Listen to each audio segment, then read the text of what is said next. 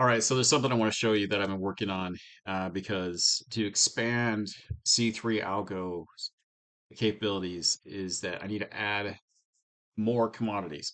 Right now, primarily, I just trade the NASDAQ, and that's what the group members trade as well. But I'm going to show you the S&P 500.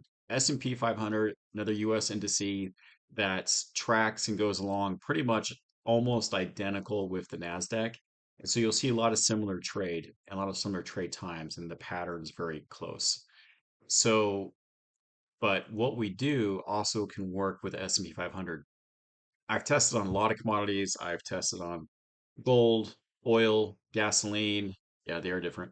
Um, I've tested with even stocks like Tesla and Apple, and I like futures because it's pretty liquid. You get in and outs, and you don't need to buy a lot. And futures with prop firms is why we're using this thing. So, but let me just show you this. Let me show you on the S&P 500. Now, I want you to know too that Friday was a slow day.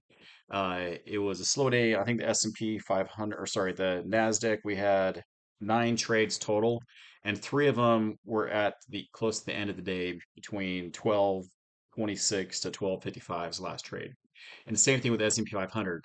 3 of the trades were 18 minutes apart right at the end of my trading day from like 12, let's see, 12:36 to 12:54. So, but let's go flip it over to the chart so you can see what I'm talking about. Okay, so on one side, I'm going to show you the trade of eight side, so where I actually place the buys and sells, and the other side is my chart, C3 algo charts, and it gives me the indicators as to when I should place a buy or sell. And then fingers crossed and hope that it works. But all these trades that I looked at worked out. I didn't check for any ghost trades, meaning that the price went up, would have got me in on the plus side, but then came back down and I didn't get the blue arrows or red arrows. And so those can happen sometimes, which is unfortunate when it does. I didn't check for those. I just looked for exact when it lines up because most of the time, majority of the time, that's all that happens. Okay, so the very first trade actually came in at 625. If you look at the charts on the right-hand side, I got 624 for the early indicator. This is the aggressive C3 algo side.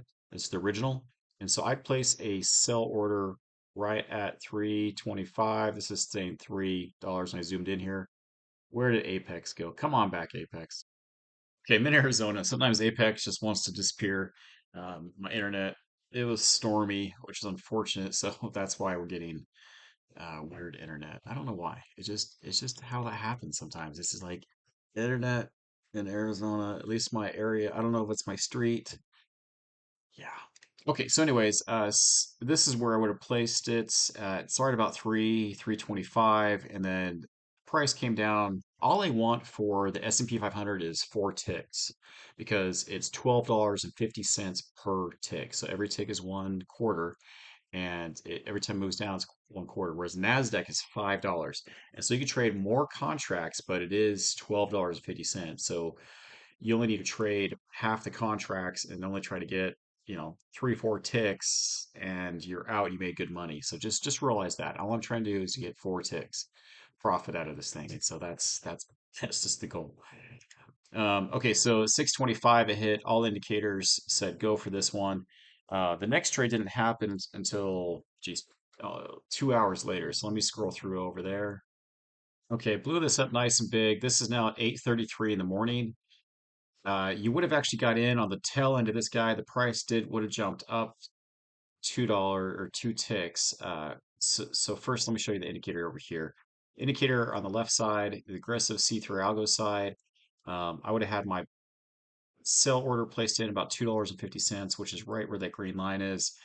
This candle would have got me in. The price did shoot back up here, but the next candle it went down, and then you would have got out. Again, I'm trying to get 4 ticks. I'm looking for the 150, which actually would have been in this candle here, would have actually would have got you out. So you would have sat and waited for 30 seconds, and you would have made your money. Now, just to show you kind of perspective with 4 ticks, doesn't seem like very much, but if you trade 5 contracts and you get all 4 of those ticks, that's $250. So that little move that we just showed you at 630 is 250. That right there is 250. So you're up $500 with the S&P 500, just doing those 2 trades. And then if you did 2 trades on the Nasdaq and you're over $1,000 for the day, and you're done for the day, or maybe just one of them or 2 of them, whatever, $200 a day. $500 a day is 10,000 a month. So just, somewhere around there, you're done. Okay, anyways, I'm gonna keep on going on. 833, and then the next one we have is 950. Okay, the entry point's actually $9.50. The time is 9:59. And this is what I'm looking at. So again, the early indicator popped up here on the aggressive side. I would have had a sell order just ready to roll right here at 9:50. This one didn't pop down and get you in there. The candle did, the plus sign did go up there. So if you weren't quite ready yet, you could have got in somewhere between 950 in the close of this last candle at before it closed down, and it would have got you in and out pretty quickly.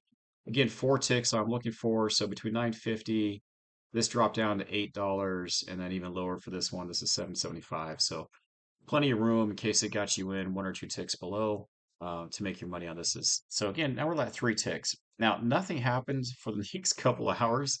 It took until 12 o'clock.